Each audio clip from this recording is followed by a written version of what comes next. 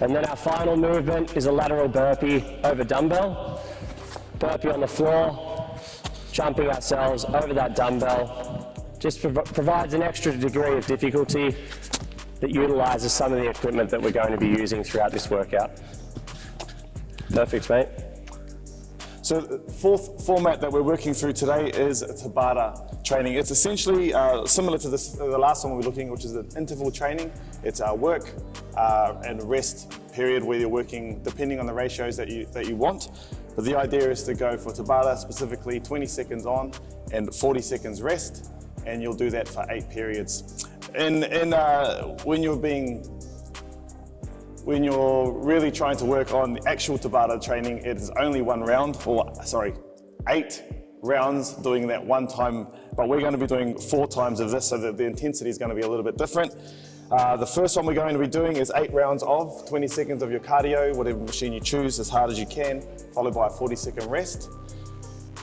You're going to do that 8 periods. So essentially, once you've completed there, we're going to move on to the next one after a 2-minute rest to give yourself a little bit of a break into our second one, which is going to be the same movement, 8 rounds of 20 seconds dumbbell snatches, and then a 40-second rest.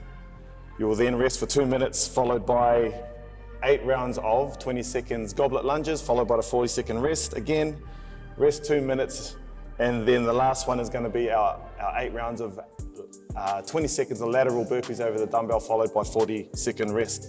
That one there, it's a very intense style of workout. Being that it's only 20 seconds work, it means that you're going to be pushing very hard. The fact that we've got a lot of 4 rounds in total happening in total, that you're probably not going to be pushing like 100% the whole time, but the idea is to really push your heart rate. The benefits physically of this is definitely an endurance or a fitness, a conditioning piece, where you're able to really work on your fitness.